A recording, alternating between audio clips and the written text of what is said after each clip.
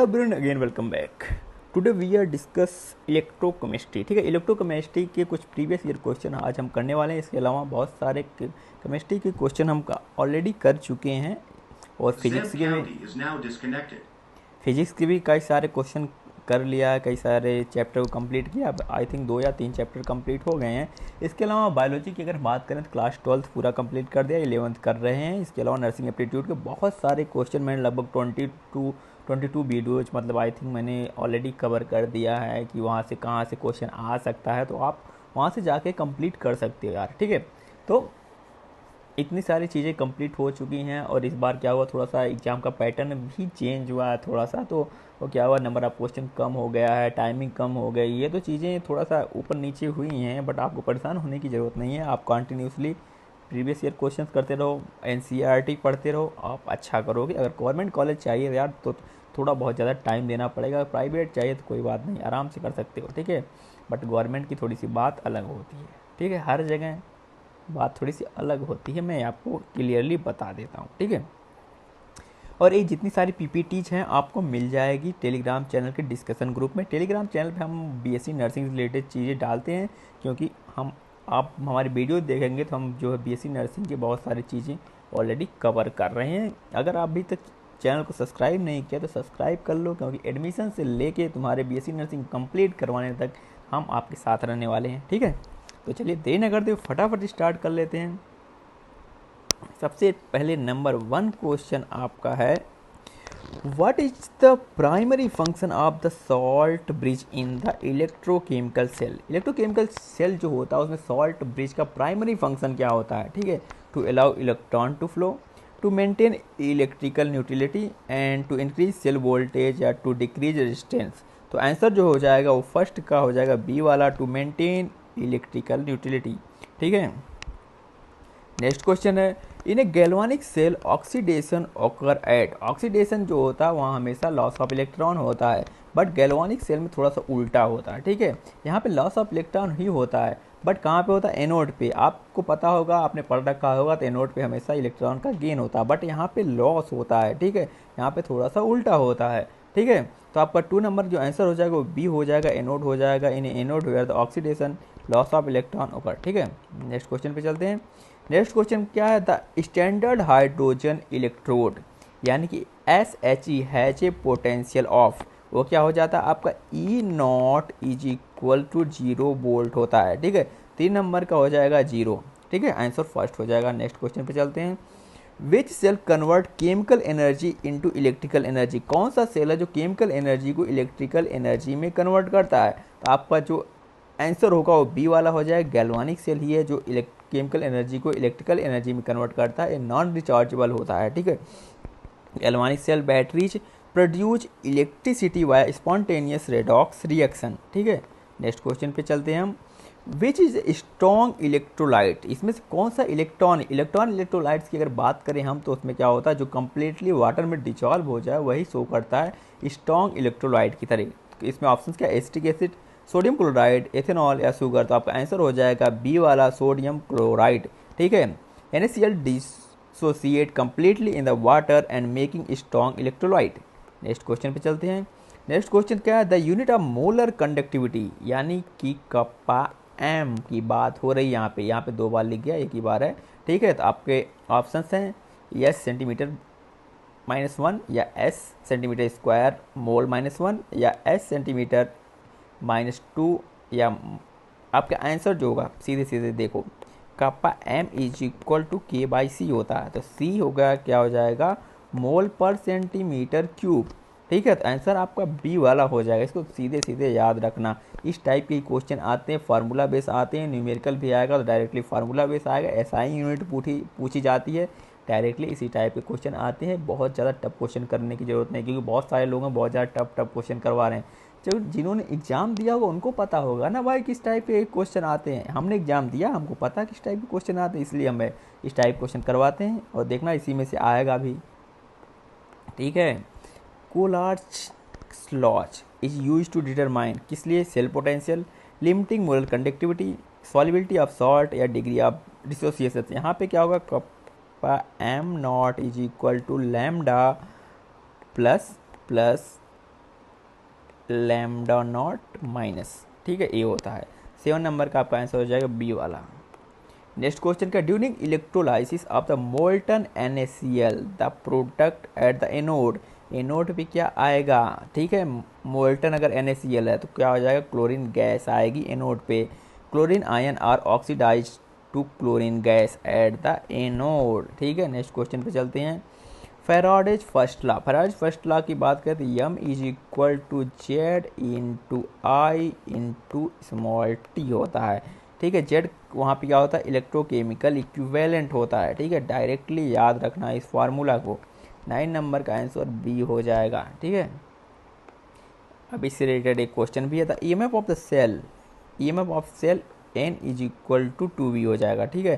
तब work done यानी कि W पूछ रहा है आपसे, व्हेन 2 मोल ऑफ इलेक्ट्रॉन यानी कि E is equal to 2 mole दिया है, द फ्लो इच, तो W is equal to NFE, ठीक है, डायरेक्टली ऐसे कर सकते हो किसी भी क्वेश्चन को, ठीक है। तो एन क्या था आपका 2 था, फैराडेज आपको पता होगा 96500 होता है, ई आपको मैंने बता दिया 2 है, तो आंसर मल्टीप्लाई करोगे कितना आ जाएगा, जितना भी आ जाएगा करके देख लेना, ठीक है। 10 नंबर का बी वाला आंसर करेक्ट हो जाएगा। नेक्स्ट पे चलते हैं, विच metal is use for galvanising ion, copper, zinc, tin या निकेल, तो 11 नंबर का बी वाला आंसर हो जाएगा जिंक, ठीक है। Containing galvanizing preventing rusting via spherical potential, ठीक है। नेक्स्ट क्वेश्चन पे चलते हैं, the anode in a dry cell made of, जो एनोड होता है वो क्या होता है, ड्राई सेल का बना होता है, उसमें क्या होता है, कार्बन रॉड या जिंक कंटेनर होता है या मैग्नीज डाइऑक्साइड होता है या अमोनियम क्लोराइड होता है, तो आंसर हो जाएगा बी वाला जिंक कंटेनर, ठीक है। Zinc at each anode undergoing the oxidation, ठीक है। नेक्स्ट क्वेश्चन पे चलते हैं, फिर इज सेकेंडरी बैटरी, इसमें secondary battery in the sense क्या होता है, जो रिचार्जेबल होती है उसको हम सेकेंडरी बैटरी बोलते हैं, ठीक है। जैसे फ़ोन वगैरह में आती है उसमें लिथियम बैटरी होती है, बस इसमें क्या होता है, लेड एसिड बैटरी जब सबसे पहले बनी थी रिचार्जेबल बैटरी, ठीक है, तो वो क्या होती है, लेड एसिड बैटरी होती है, ठीक है, वो क्या होती है, रिचार्जेबल होती है, उसको हम सेकेंडरी बैटरी बोलते हैं। नेक्स्ट क्वेश्चन क्या है, in the hydrogen oxygen fuel cell the product form, इसमें क्या होता है, हाइड्रोजन ऑक्सीजन फ्यूल सेल की बात करते हैं तो 2H2 प्लस O2 बना क्या, 2H2O, ठीक है। इसको हम सिंप्लीफाई करेंगे अगर तो क्या हो जाएगा, H2O एंड H2O, तो इस टाइप का आंसर में देख लो कहाँ पे है, बी वाले में है, ठीक है। चलते हैं नेक्स्ट पे, the corrosion of iron is called, corrosion की बात है, सीधे सीधे रस्टिंग कहाँ लिखी है वो देखो, ठीक है, ज़्यादा टाइम वेस्ट करने की ज़रूरत नहीं है। 15 नंबर का बी वाला आंसर करेक्ट हो जाएगा। Which process is use to protect metal from corrosion, ठीक है, तो उस पर किसी भी कोरिजन से बचाना, तो उस पर क्या होता है, किसी और मेटल की जो है उस पर क्या करते देते हैं, प्लेटिंग कर देते हैं या उसको उस पर चढ़ा देते हैं, तो क्या हो जाता है, कोरिजन से हम बचा सकते हैं। इस प्रोसेस को हम एनोडाइजिंग बोलते हैं, एनोडाइजिंग। आपका आंसर हो जाएगा 16 नंबर का ए, ठीक है। नेक्स्ट क्वेश्चन पे चलते हैं, the SI unit of electrical conductance, electrical conductance की एसआई यूनिट क्या होती है, आपकी साइमेंस होती है, जिसको हम एस से डिनोट करते हैं, ठीक है। नेक्स्ट क्वेश्चन पे चलते हैं, the standard reduction potential of Fe3 plus upon Fe is minus 0.036 volt is act as, ठीक है। ऑक्सीडाइजिंग क्या यहाँ पूछा है, रिडक्शन पोटेंशियल, ठीक है, रिडक्शन पोटेंशियल है, ठीक है। तो एक क्या शो कर रहा है, रिडक्शन रिएक्शन हो रही है, यानी कि गेन ऑफ इलेक्ट्रॉन प्लस से क्या हो रहा है, नॉर्मल में जा रहा है Fe प्लस में, यानी कि गेन ऑफ इलेक्ट्रॉन हो रहा, यहाँ पे क्या हो रहा है, रिडक्शन हो रहा, तो उसको हम क्या बोलेंगे, ऑक्सीडाइजिंग एजेंट बोलते हैं, ठीक है। अगर ऑक्सीडेशन होगा तो उसको रिड्यूसिंग एजेंट बोलते हैं, ठीक है, वो उल्टा होता है, इसको हमेशा याद रखना, आपने रिडॉक्स रिएक्शन में पढ़ रखा होगा। 18 नंबर का ए आंसर हो जाएगा, ठीक है। नेक्स्ट क्वेश्चन पे चलते हैं, which is a non electrolyte, इसमें से नॉन इलेक्ट्रोलाइट कौन सी, इसमें से नॉन इलेक्ट्रोलाइट के बाद सीधा सीधा यूरिया दिख रहा है, ठीक है, नॉन इलेक्ट्रोलाइट होता है, ठीक है। किसने डिस्कवर्ड करी थी यूरिया को, ये आप मुझे कमेंट करके बताओगे। चलते हैं नेक्स्ट क्वेश्चन पे, which factor does not affect corrosion, कौन सा फैक्टर कोरिजन को अफेक्ट नहीं करता, मॉइस्चर, मॉइस्चर तो अफेक्ट करता है, डेंसिटी ऑफ मेटल, यही आपका आंसर हो जाएगा, डेंसिटी ऑफ मेटल जो अफेक्ट नहीं करती कोरिजन को, एंड प्रेजेंस ऑफ इलेक्ट्रोलाइट ये भी अफेक्ट करता है, टेम्परेचर तो अफेक्ट करेगा ही करेगा, ठीक है।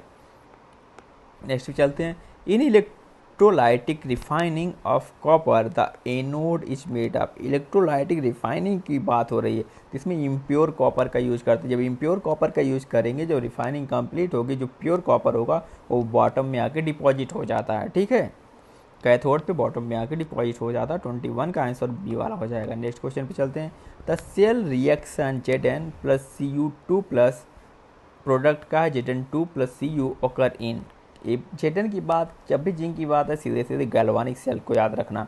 ठीक है, उसमें क्या होता है, स्पॉन्टेनियस रेडॉक्स रिएक्शन होती है गैल्वानिक सेल में। तो 22 का आंसर हो जाएगा ए वाला। नेक्स्ट चलते हैं। Which is a not component of galvanic cell. इनमें से कौन सा कॉम्पोनेंट गैल्वानिक सेल का नहीं है? एनोड, कैथोड, सॉल्ट ब्रिज, ये तो तीनों ही हैं। ठीक है, लास्ट में ऑप्शन क्या है आपका 23 का डी पावर सोर्स। ठीक है, आप ऐसे भी एलिमिनेट कर सकते। आपको क्वेश्चन ना आ रहा हो, सबसे पहले देखो क्या क्या उससे रिलेटेड होता है, फिर जो नहीं होता वही हो गया आपका आंसर। ठीक है, कई बार आपको ऑप्शन जो अजीब टाइप का लगेगा, आपने सुना नहीं, तो आप इस टाइप से एलिमिनेट कर सकते हो आंसर को। ठीक है, ऑप्शंस को।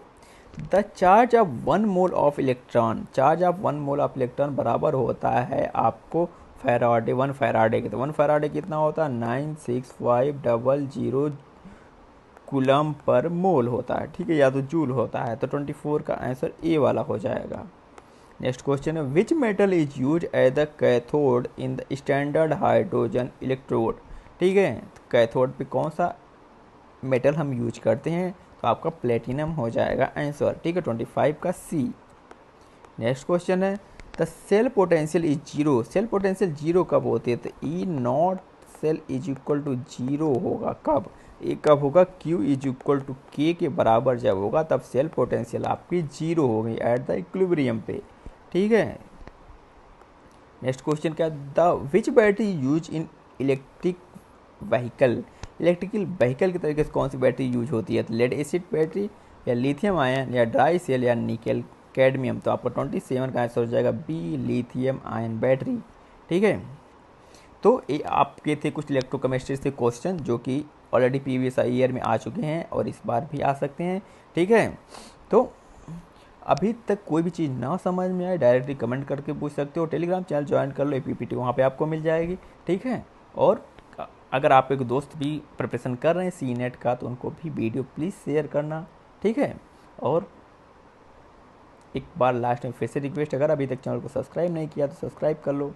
मिलते हैं बहुत जल्द नेक्स्ट वीडियो में कुछ नए क्वेश्चन के साथ, कुछ नए सब्जेक्ट के साथ, बहुत जल्द। Thank you.